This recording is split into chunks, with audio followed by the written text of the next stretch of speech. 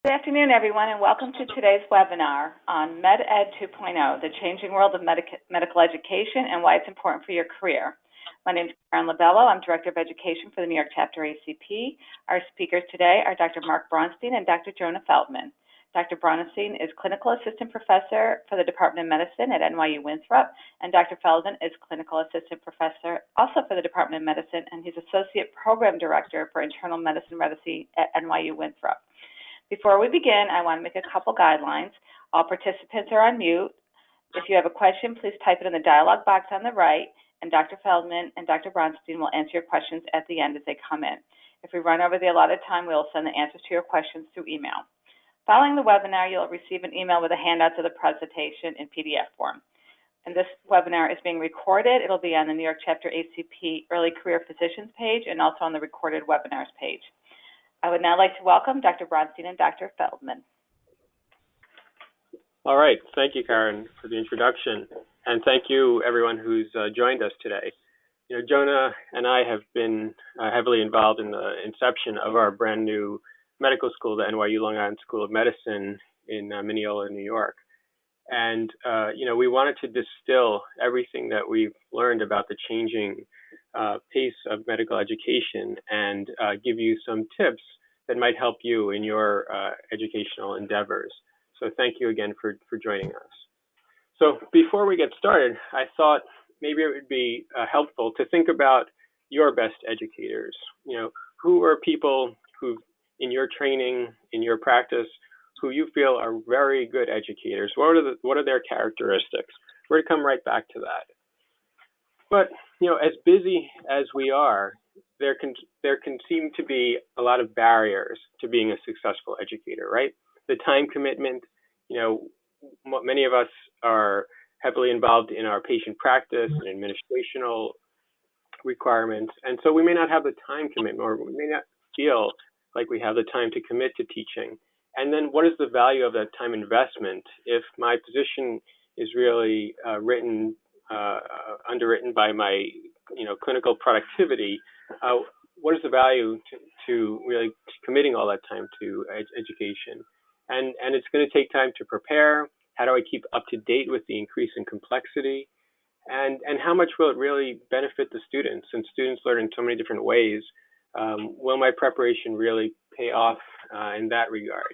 And we're going to go through ways today to how to overcome these perceived barriers. So let's go back to that question. You know, what are some of the characteristics of your best teachers? They were smart. They seemed to know everything about a topic, and they had a good fund of knowledge. Maybe they took time to teach, and they made you feel like you were involved in the process, and they really cared about your education. Maybe they were approachable, they had a sense of humor. But I think the really key thing that we're going to try to get across today is that being a good educator and a successful one really is enabling the learners to be engaged and to think about the material. No matter how much time you spend preparing, if they're not engaged, if they're not interested in the way you're teaching it, they're not going to pay attention. So the learning objectives for today are to describe how medical education is rapidly changing, describe how being an educator can advance your career, what it can do for you in your career, define the 4 different types of learners as classified by Kolb, and Jonah is going to take over to describe that. Identify the opportunities to integrate teaching into your daily practice, and then recognize some techniques. We'll give you some pointers for how to integrate teaching easily into your daily practice without much additional effort or time commitment. So, you know, most of us, when we were in medical school, probably learned primarily in a scenario like this, a large lecture hall. We may have had our computers in front of us, and there was one teacher sort of lecturing to us. And certainly the older faculty probably learn this way as well. But it doesn't really apply to the modern learner. One person might be thinking, well, how many likes did my Facebook post get? Or, so we've all been here in a lecture. I just hope I don't get called on it, just lost in the background, or the opposite. You know, I'd really like to ask a question, but I don't feel comfortable in the setting. And then one person might feel totally lost. So this is the old approach to medical education. And thus there may be generational differences to how different generations acquire information. So The older traditionalists may have favored structured learning programs like that lecture hall, and whereas baby boomers expect maybe a more personally focused learning structure, and Generation X prioritized self-directed educational opportunities, and then Generation Y or millennials favor more web-based learning. Now, this isn't a catch-all. Obviously, there are different learners in each of these categories, but as the generations change, the approach to education changes as well. And that brings us to medical education 2.0, how the focus has changed from being on the teacher directing all the information to the student really acquiring it. So on the left, in the past, the learner really depended on the teacher. There was somebody in front of a lecture hall giving all the information, and the student was tasked with absorbing it. And that is sometimes called pedagogy. And there was a standardized curriculum where the motivation just came from the teacher, and it was a one-size-fits-all approach. Whereas modern medical education, as we'll show you, is really more learner-directed, self-directed, where the instructor gives you the foundation and the structure to learn, and then the student acquires the information by going and seeking out the information based on that structure. And in this way, you can apply it to different types of learners. So, we have to remember, too, that no matter how much effort we put into our teaching, and some of the people listening may be fantastic educators, we're just here today to kind of maybe give you additional tips on how you can do what you're already doing well even better. Because sometimes students learn not because of what we teach, but even despite it nowadays. In the past, on the left, maybe we went to an anatomy lab, we went to sort of a sterile library just to learn on our own in our little cubicles. But now students have much more resources to learn, online modules like the Khan Academy or virtual anatomy labs. Team-based learning is being favored more and more with groups. And then there's lots of message boards, social media, online learning tools for the students to get the information the way they feel they're going to acquire it the easiest and in the most applicable fashion to their learning style. So, for the modern student who's in medical school now, millennials sometimes learn by the 5 R's. They enjoy doing research and collaborating, sort of acquiring the information as a group. And that material has to be relevant. So they want to use the most valuable resources that you outline for them. And sometimes that involves online tools. There has to be a rationale. So authoritarian teaching is less effective as opposed to explaining instructions that they can follow to acquire the information. Obviously, it has to be a sort of a relaxed atmosphere where they feel comfortable in a group. And they want rapport with the teacher, not just sitting in the lecture hall, but really interacting and getting feedback with instructors. So this is an example of one of the weeks, for example, for the hematology curriculum at our School of Medicine, where it's just showing you how there are only about 60% lectures, and the other 40% is case-based or team-based learning and laboratory-based learning. So we're trying to get away from just a lecture hall where students are just passively acquiring the information. So let's transition now into how medical education can help you, because you are spending time on this and your time is limited, and it has to be something valuable to you for your career. So many people may not know that there are certain educational tracks at institutions that have particular metrics that may include things you're already doing on a day-to-day basis, like giving the annual lecture on, let's say COPD to your to the residents. That might already fit a metric that's needed for promotion in a scholar track. So it's important to know your institution's specific promotional tracks and keep track in a file of your activities so that you can document what you're doing. If you're going to make scholarship education count as scholarship, it can be helpful to develop a niche so that you can focus more specifically on one particular area and perhaps develop an educational research project that you can take on a road to a conference or to another institution to present. And by making education count as scholarship, it can also lead to it can open other doors and lead to other opportunities, such as being part of the planning committee for education for a particular conference, Your hospital administration may take note if you're doing a quality program on education, and that could lead to administration opportunities. Or you could be involved in a faculty development, for example, showing a new technique or a new approach to teaching.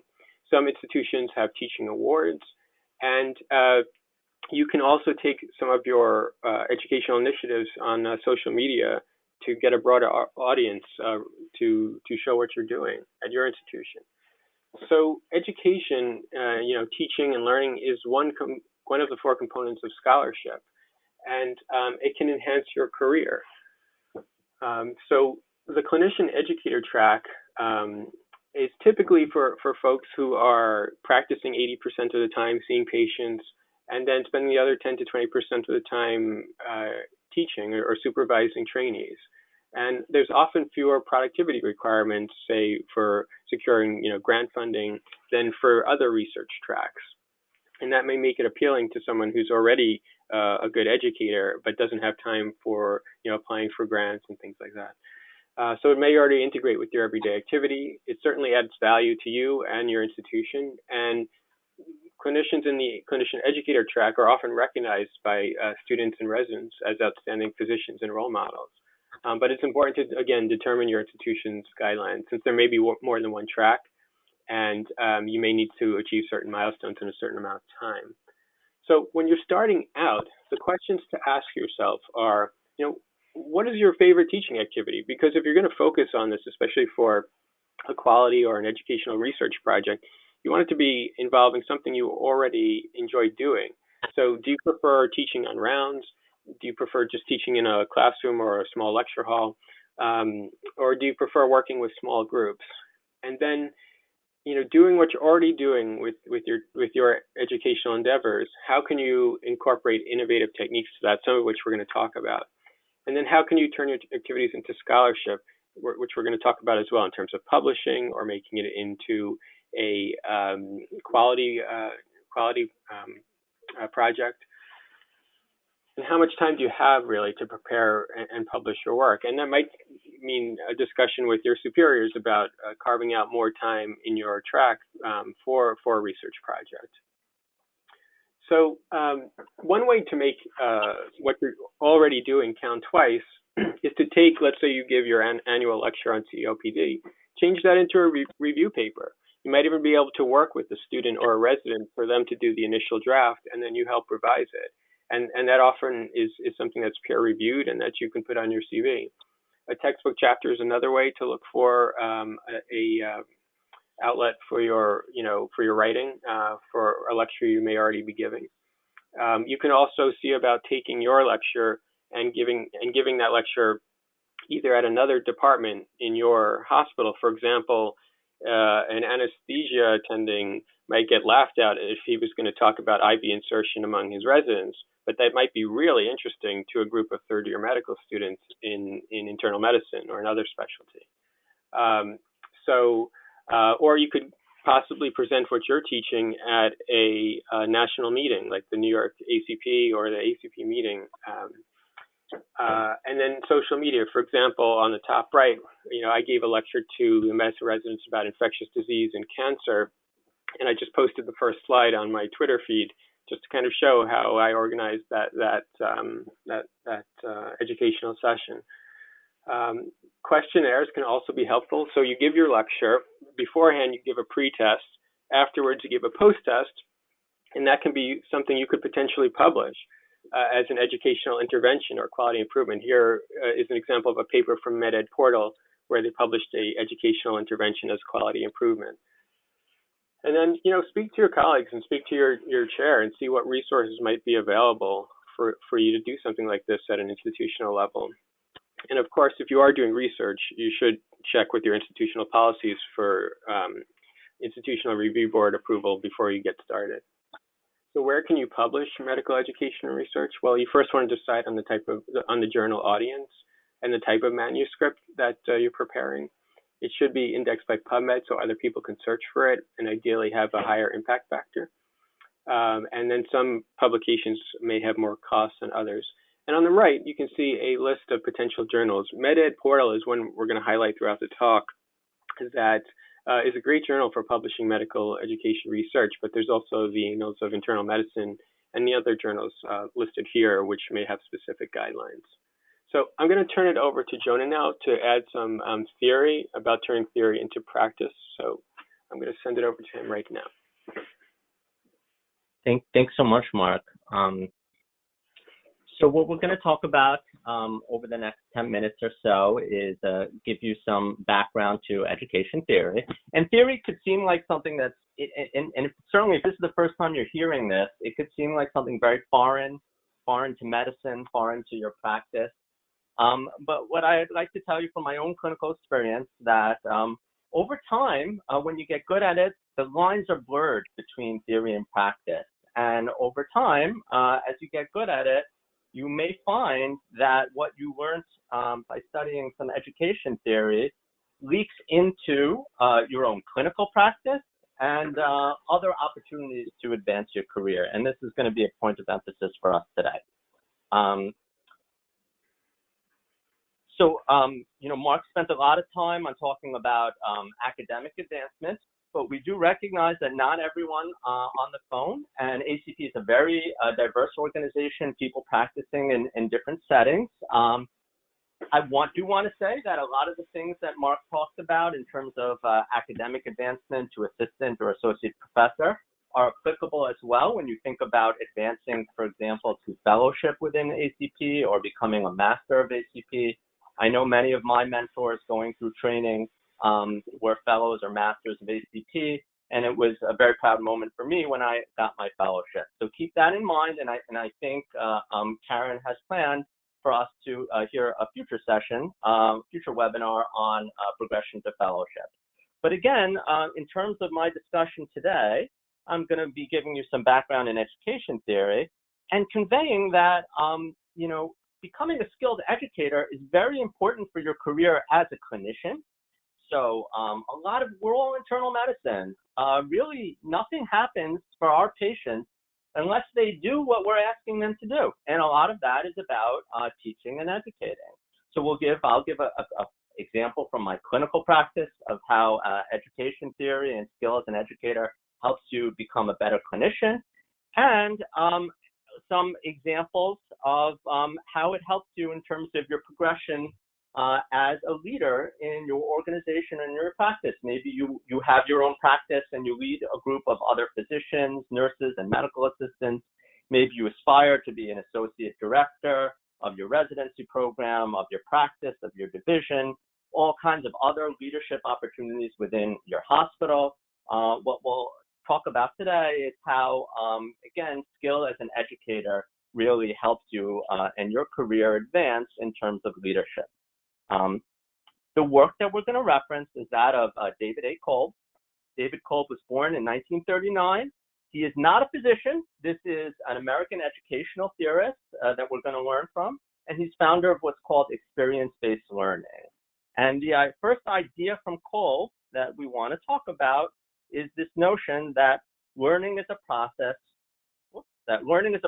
whereby knowledge is created through the transformation of experience.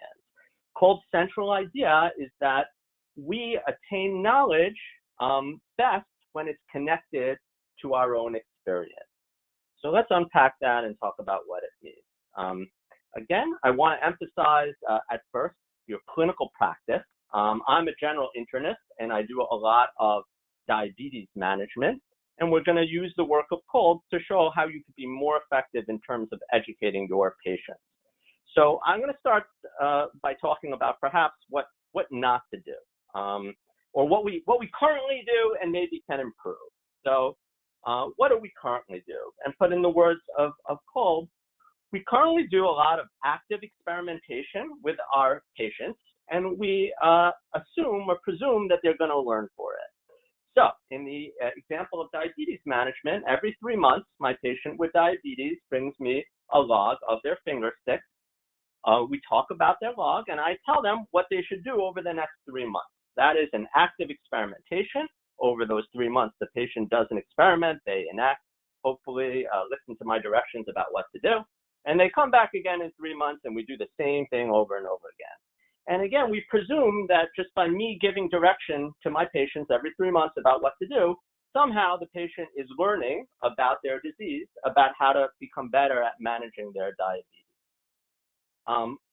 A better way to approach this, again, using the work of David Kolb, is to use what's called this Kolb cycle. So the Kolb cycle will start over here on the top where it says concrete experience. So for example, for my patient with diabetes, I might look at their finger stick logs and I might say to my patient, Mr. Smith, I see that last Monday at noon, you had a finger stick that was 50.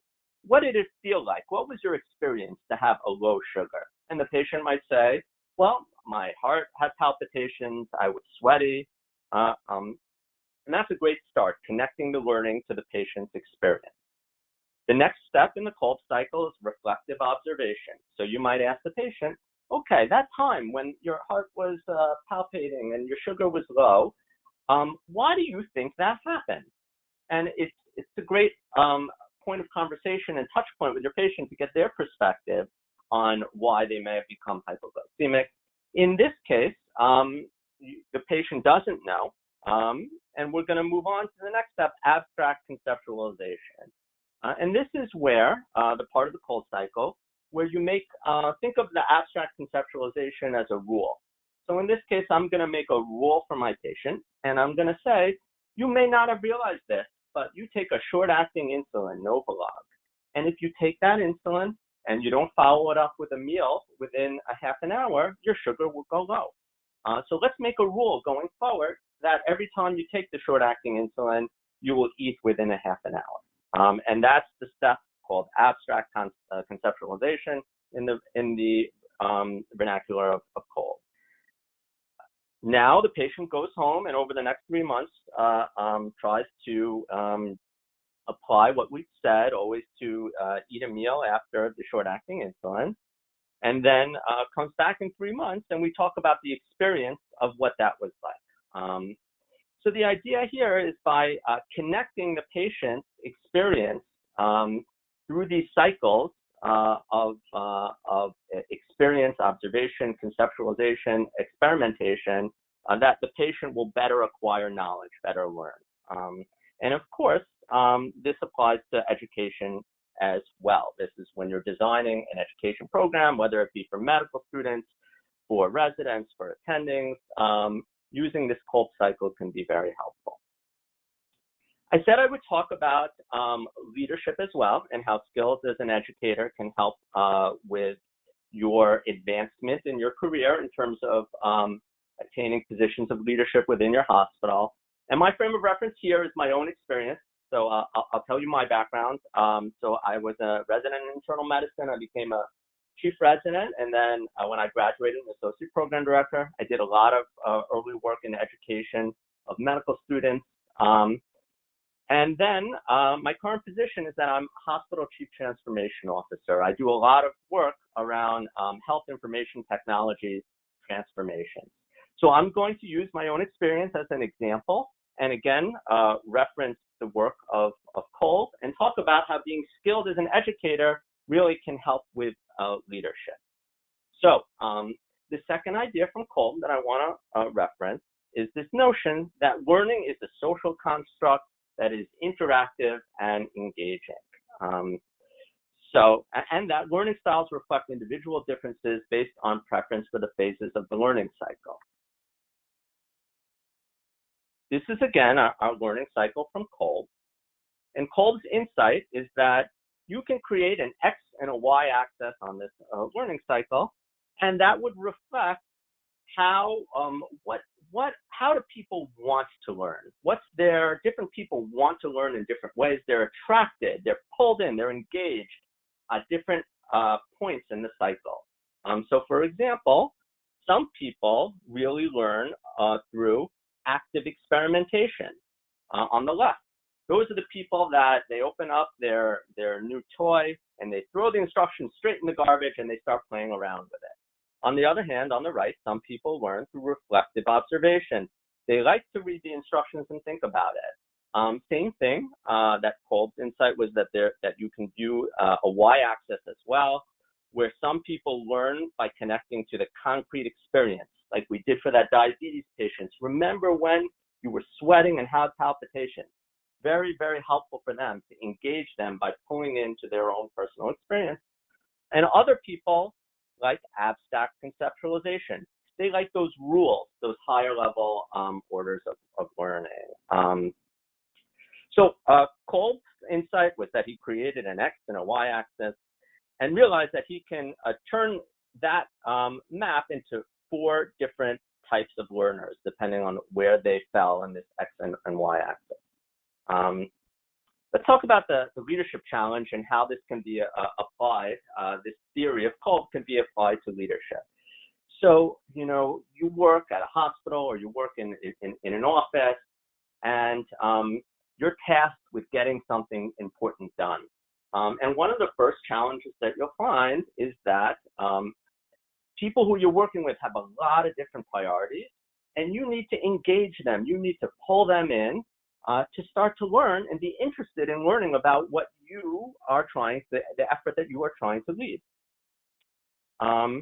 So how could you use these learning styles to be an effective leader? And again, I'm going to use an example from my own career as an informatics leader within my organization. So I think about people based on the work of Kolb in terms of 2 categories. There are those who are thinkers, and then there are those who are doers. Some people get pulled in to learn about a transformation effort by thinking. These are people who go to lectures. They like lectures. Some people like to get into the system. I'm doing a transformation to Epic. They like to go in and play. In the work of Kolb, there's a further subdivision that the thinkers can be subdivided into divergers or assimilators. Divergers take experience and reflect upon them. This is a group that likes to ask the why question. So for example, when I'm doing my talks about our EHR transformation, I say to them, why do you think your EHR experience right now is so bad?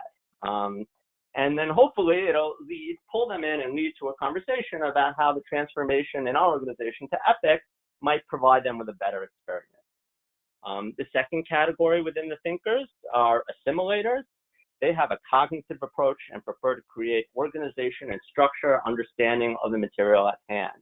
When I do my lectures to pull those people in, I might say, this is how Epic works, and provide a visual map of all the different components of Epic and how they're interrelated. Second category, those are the doers. And again, those are subdivided in the work of Kolb into convergers and accommodators. Convergers think about concepts and then try out their ideas to see if they work in practice. So when I do my transformation to Epic in my organization, I have a day where you can come in and play in the sandbox. And the convergers, they love, again, they don't want to follow a script. They get in, they get on the computer in the sandbox environment, and they love to play and ask questions. On the other hand, there are doers, people who like to do, they learn by doing, but they're accommodators. They have the most hands-on approach with a strong preference for doing rather than thinking. They don't want to think about an idea, then test it. They would prefer to learn by doing, going through a script. So when you want to have, whether it's a successful educational program, you want to think about these 4 types of learners and how you can engage them and pull them in. And same thing, when you want to be successful at a leadership task in your practice or at your organization, same thing, you can apply this theory from Kolb to try to pull people into the effort that you are trying to accomplish. Mark, I'm going to hand it back off to you. All right. Okay, thank you, Jonah. Do you want me to advance the slides? Yeah, let me hand it off to you. Sure. So thank you, Jonah. That was great. So the last part of the talk, we're going to talk about some practical tips, some of which you already may be using in your teaching programs. So first thing is there's no one style of teaching that fits all, just as there's no one style of teaching that fits all students. But you should do what you feel comfortable and works for you. These are just some pointers that might help you. And again, the goal is to engage, get students to participate and collaborate. So it's helpful to start by providing context. So here we have a patient with a GI bleed, and we're going to talk about, the approach. And, the first step is to insert a large bore IV. That's the prior knowledge. You can give flow charts or outline, this is the first set of steps that I think about to approach this patient with GI bleeding. And then once you've discussed that, you can present examples. So now a patient presents with hematemesis. How are we going to go about managing this? And then assess their learning either through questions or ask them how they would approach a patient or what would be their next step. So some ways to make learning interactive is to give workshops or do a simulation. That can sometimes be a change of pace than just a traditional didactic. There are PowerPoint templates you can download for Jeopardy if you wanted to do that.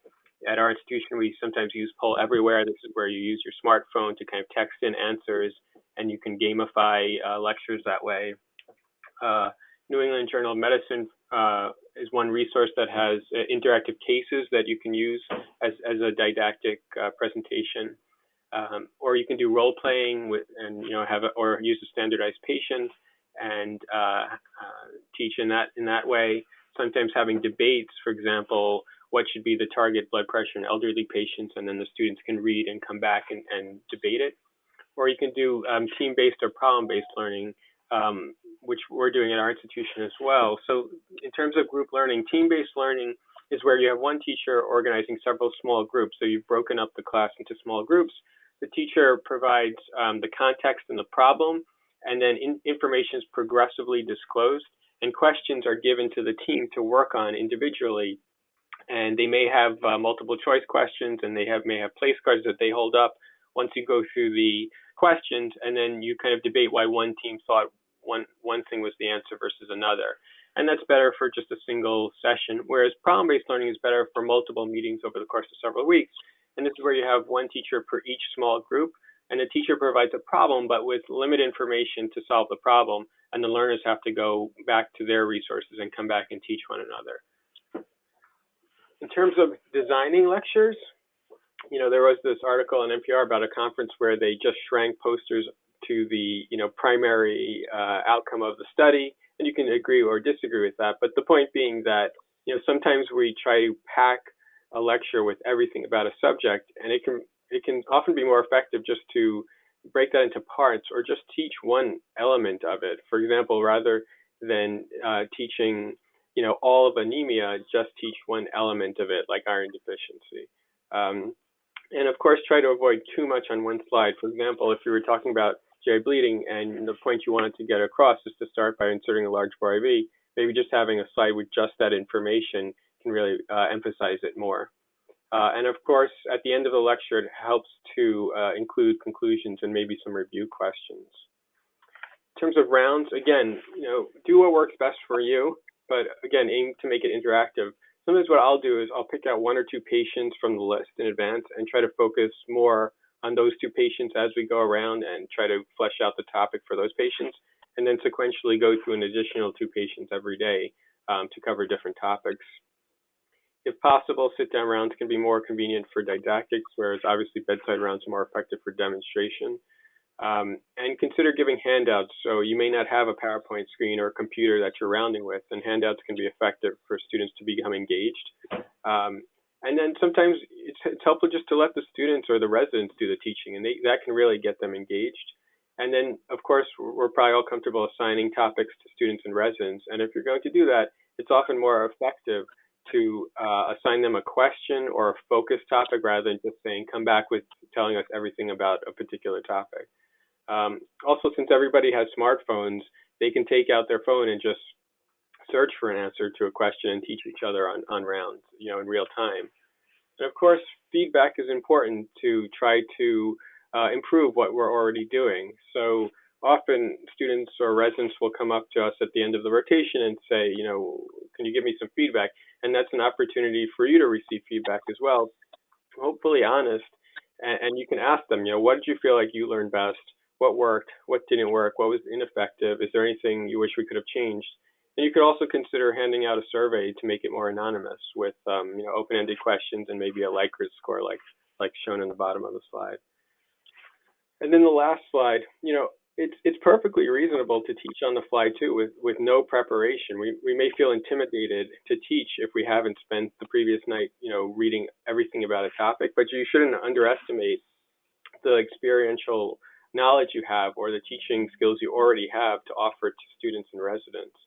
And of course, practice makes perfect. So the more you do this, the more you'll accumulate, some recurring topics that you're comfortable teaching.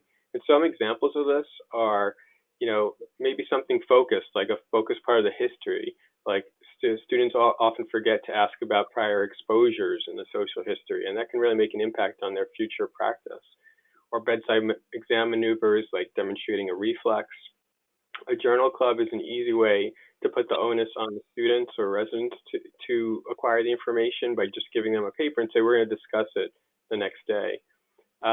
Sometimes just shifting courses entirely to a career subject like, tips on surviving residency or how do doctors get paid can really get students engaged and show you care about them holistically about their career. Also, just going through some question banks that they may already have access to, like the MixApp question bank, is just one way to teach on the fly. Or you can just review an interesting case from your practice that you saw the other day. So with that, we want to say thank you. Thank you to Karen and New York ACP and the Early Career Task Force for organizing this, and also to Dean Shelloff, who's the founding dean of our School of Medicine, for his help in preparing some of these slides. Thank you. Thank you, Dr. Bronstein. Thank you, Dr. Feldman. That was great information for everybody on the phone and the webinar. I do have a couple questions, and if anybody listening would like to submit a question, please type in the dialog box on the right-hand side of your screen, and I'll be happy to ask them. The first question I have is, how are you handling RVU compensation for those physicians who are excellent clinical educators but may not make their... Right. So, this is an important question and a very good one that I think clinician educators struggle with across the board because we are busy and most of our productivity is underwritten by our RVU quotas. So I think it takes some negotiating with your institution to try to carve out the time, especially if you find yourself being devoted more and more to education.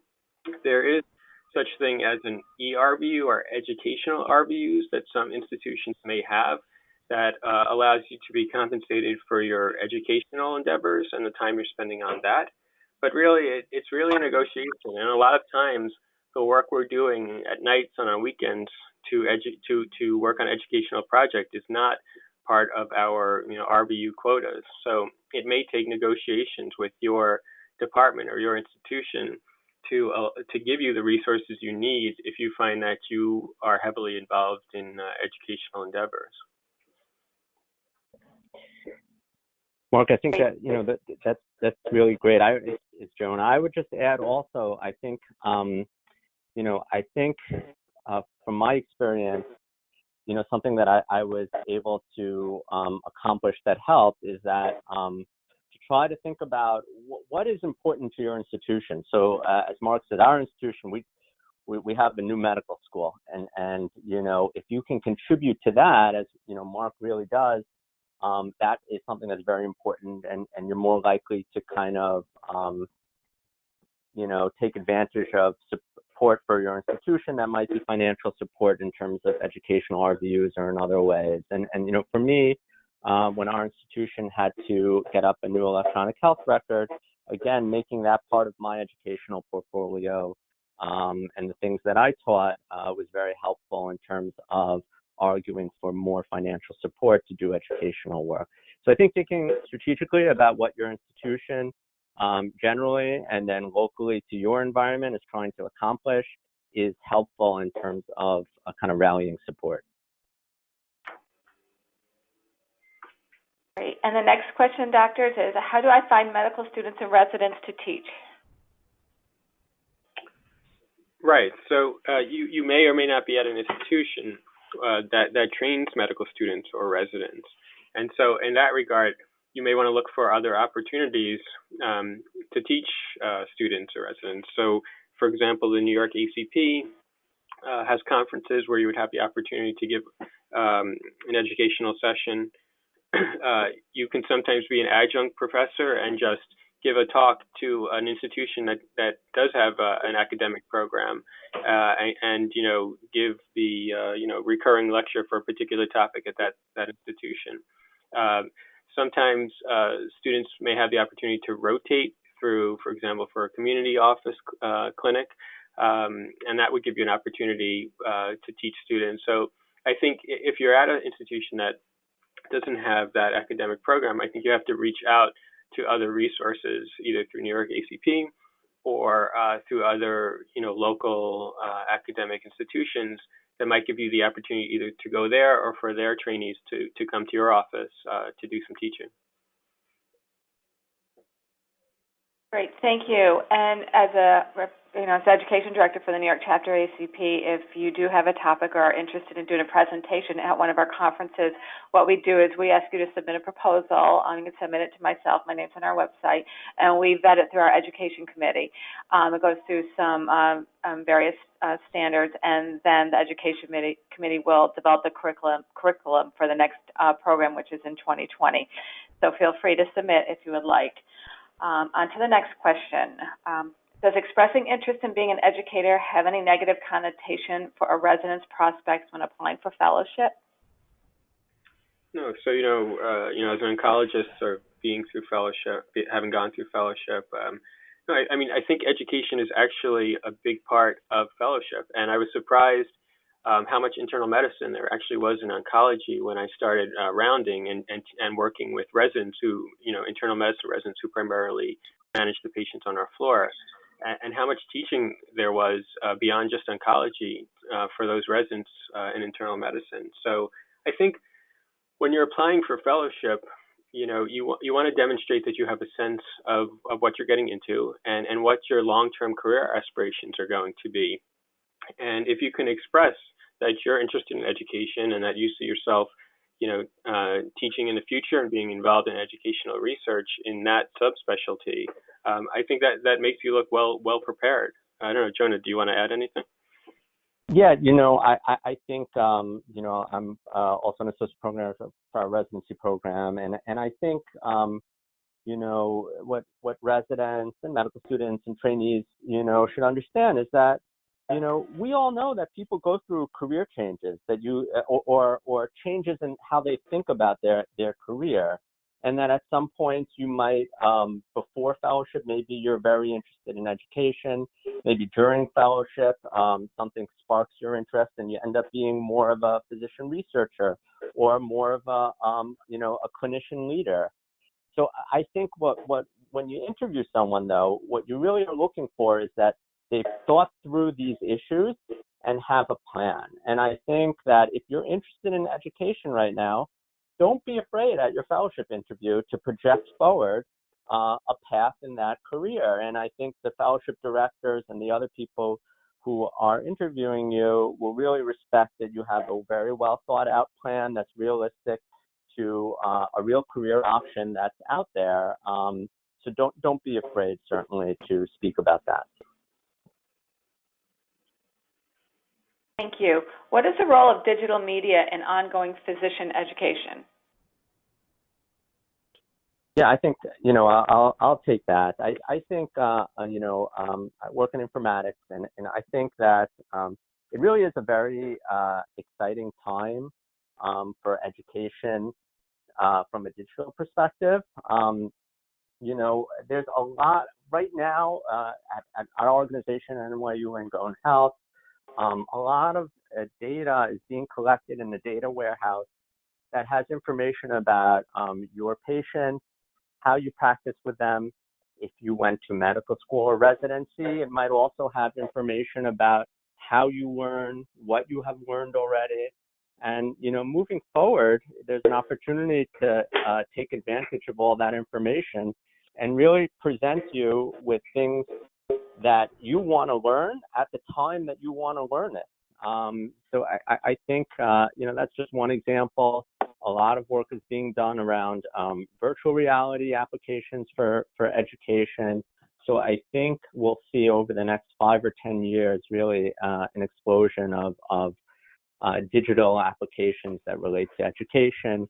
And as Mark pointed out, really a change of the way we do things. So what are some of the master's programs in medical education that you would recommend, and how important are those? Right. So you want me to take that one, Jonah? So, I think the message we're trying to get across here is that you don't necessarily need a master's in education to be a great educator. I would posit that most educators do not have master's degrees in medical education. Nevertheless, there are several programs, some of which are face-to-face and some of which are just virtual, and you can learn online throughout the country. I think again the point is that these programs may kind of flesh out in much greater detail the things we spoke about today, different theories of education, like Jonah spoke about, and different approaches to education and educational theory. But we may not have the time, if you're already in practice, to devote to another degree.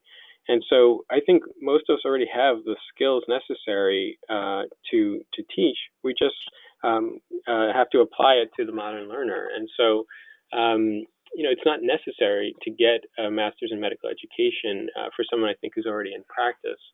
I don't know, Jonah, do you want to add anything to that? No, I totally agree. And I think that, a focus of our talk today is about being practical and realistic. And, I think you want to get bang for your buck. So, when I totally echo what Mark said, that when I look around, at my colleagues who are leaders in the field of education, some might have a master's in education, but just as many, if not more, don't. And what's more important than the degree in this case is really the acquisition of the knowledge. And there are many opportunities, through ACP and New York ACP, through other professional organizations that focus on medical education to kind of build up that knowledge. I think also kind of the approach that Mark took today, talking about looking at your own organization for advancement, and same thing, looking at your own organization and what do they offer in terms of becoming more accomplished as an educator. What resources do they offer to you? Because a certificate program that's free through your organization probably is going to be a lot more bang for your buck than a master's program online that you're paying for out of pocket.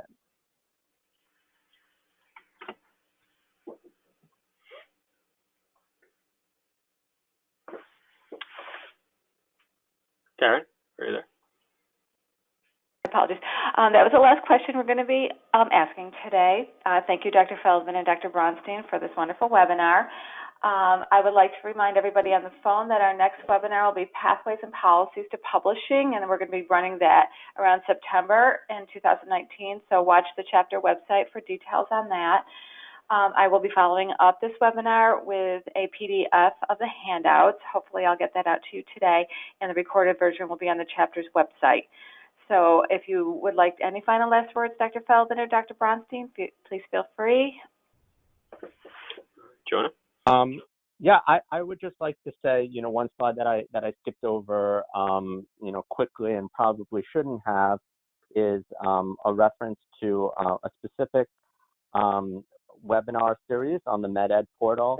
Exactly as Mark said, MedEd portal is a great place for you to go to become more skilled as an educator. It's a great place to look to publish. You can publish your curriculum that you've delivered at your own institution, and it will be indexed in PubMed.